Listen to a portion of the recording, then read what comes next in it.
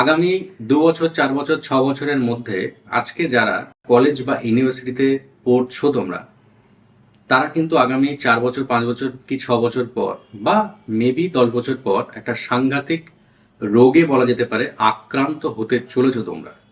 এক কথায় মনে হতে পারে ফেক কথা বলছি আমি, but this is not fake.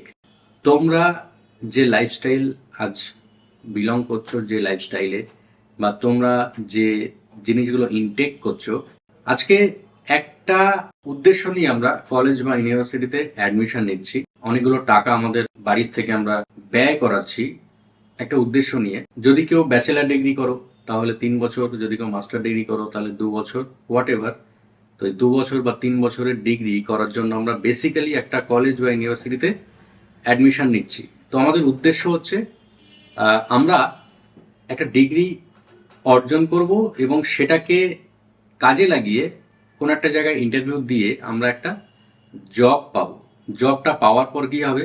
জবটা পাওয়ার পর আমাদের যে রেসপন্সিবিলিটিসগুলো আছে, যে লাইবিলিটিসগুলো আছে, সেগুলো আমরা পূরণ করব, সেগুলো আমরা মেনটেন করব এবং আমাদের ফিউচার ব্রাইট হবে, আমাদের সেভিংস হবে। তো এটা হচ্ছে আমাদের মেন মোটিভ, মেন ড্রিম। দৈনন্দিন জীবনটাকে অতিবাহিত করতে গেলে পয়সা দরকার, সেই পয়সা ইনকাম করতে গেলে নলেজ দরকার, ডিগ্রি দরকার এবং প্র্যাকটিক্যাল কাজটা সেখানে করতে হবে। তারপরে সেখান থেকে আমরা আর্ন করব। তো এই কারণে আমরা কলেজ বা ইউনিভার্সিটিতে অ্যাডমিশন নিচ্ছি। এবার এই অ্যাডমিশন নেওয়ার পর আমরা যে লাইফস্টাইল বা যে খাদ্য খাবারগুলো খাচ্ছি, সেটাতে আমাদের যে ড্রিম, যেটা নিয়ে আমরা এসেছি, সেটা কিন্তু 100%ই বলা চলে ব্যাহত হচ্ছে। কিরকম? আজকে আমরা ডিগ্রি অ্যাচিভ করার জন্য আসছি, 3 বছর বা 2 বছর পর আমরা পেয়ে যাচ্ছি ডিগ্রি, কিন্তু তার সাথে একটা বা দুটো লাইফস্টাইল ডিসঅর্ডার বা যে কোনো ধরনের রোগে আক্রান্ত হচ্ছি। হতে পারে সেটা ফ্যাটি লিভার, হতে পারে কোনো কিডনির সমস্যা, হতে পারে কোনো স্কিন ডিজিজ, হতে পারে চোখের কোনো সমস্যা, যে কোনো ধরনের। সারা বডিতে আমাদের বিভিন্ন ধরনের রোগ হয়।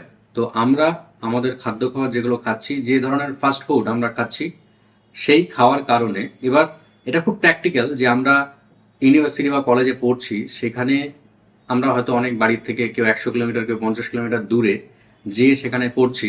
তো সেখানে খাওয়া দাওয়ার কোনো ব্যবস্থা নেই, যার জন্য আমাদের হোটেল বা যারা খাবার দেয় তাদের ওপর ডিপেন্ড হতে হচ্ছে। তো এটা প্র্যাকটিক্যাল।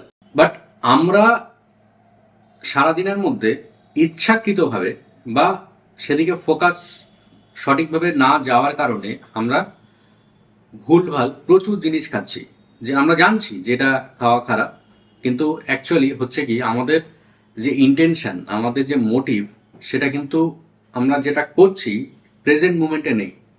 হয়তো আমরা গার্লফ্রেন্ড বয়ফ্রেন্ড নিয়ে এতটাই ব্যস্ত, যার জন্য আমাদের ফোকাসিংটা এখান থেকে সরে যাচ্ছে।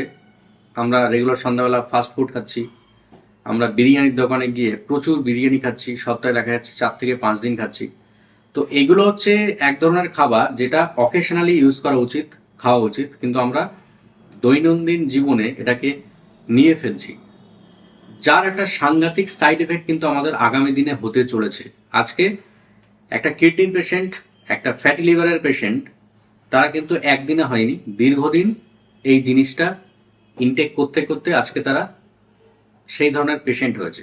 তো এটা একদিনের ব্যাপার নয়, এটা দীর্ঘদিন ইনটেক করতে করতে আমাদের সেল নষ্ট হচ্ছে। আমাদের বিভিন্ন জায়গার যে সেল আছে, আমাদের কিডনি সেল, কিডনি নেফ্রন, আমাদের লিভারের যে এনজাইমগুলো আছে, সেগুলো ঠিকঠাক সিক্রিয়েশন সেগুলোর হচ্ছে না।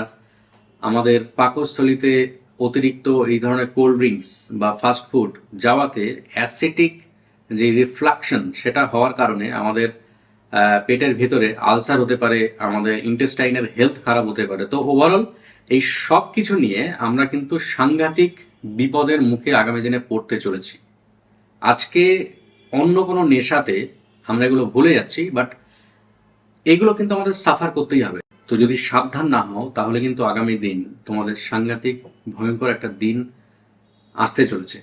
এবং আমরা আমরা পড়ুয়া, আমরা স্কুল কলেজ পড়ুয়া, আমাদের মধ্যে এতটুকু নলেজ থাকার দরকার যে আমাদের বডি সম্বন্ধে একটা নলেজ থাকার দরকার, এবং তার সাথে কানেক্টেড যে খাবারগুলো যেগুলো আমাদের হেলথ ঠিক রাখবে। তো আমরা যদি ফিজিক্যালি এবং মেন্টালি ঠিক না থাকি, তাহলে আমাদের এই সাকসেসটা নিয়ে কি হবে? আজ যে নেশায় আমরা ঘুরছি সেটাকেও কিন্তু কন্টিনিউ করতে পারবো না যদি আমরা ফিজিক্যালি এবং মেন্টালি ইল থাকি। তাই প্রথম রিকোয়ারমেন্ট আমাদের এটা হওয়া উচিত, ফোকাসিং আমাদের এখানে হওয়া উচিত যে আমাদের ফিজিক্যাল এবং মেন্টাল যে হেলথ সেটা কিন্তু ফার্স্ট প্রায়োরিটি হওয়া উচিত। এটাকে বাদ রেখে অন্য কোনো কিছুই নয়। আলটিমেটলি আমাদের নিজেদের সুরক্ষিত রাখার জন্য এবং আমাদের ফ্যামিলিকে সুরক্ষা দেওয়ার জন্য কিন্তু এত লড়াই। তাই এটাকে কিন্তু ভুললে চলবে না। তো কি খাবো আমরা আর কি খাবো না এটা নিয়ে আজ আমি বলছি না ভিডিওতে। আমরা অলমোস্ট সবই জানি যে কি খাওয়া উচিত কি খাওয়া উচিত না। তো যেটা করতে হবে, সারাটা দিন আমরা কিভাবে কোনটা কিভাবে কিভাবে তৈরি করে খেতে পারি বা কোথায় কোন জিনিসটা অর্ডার দিলে আমরা হাইজিনিক খাবারটা পাবো, এই ব্যাপারটা মাথায় রেখে সকাল থেকে রাত পর্যন্ত এই খাবার আমাদের সিলেক্ট করা উচিত। তাহলে কিন্তু আগামী দিন আমরা এই বড় বড় রোগ থেকে মুক্তি পাবো। Thank you so much.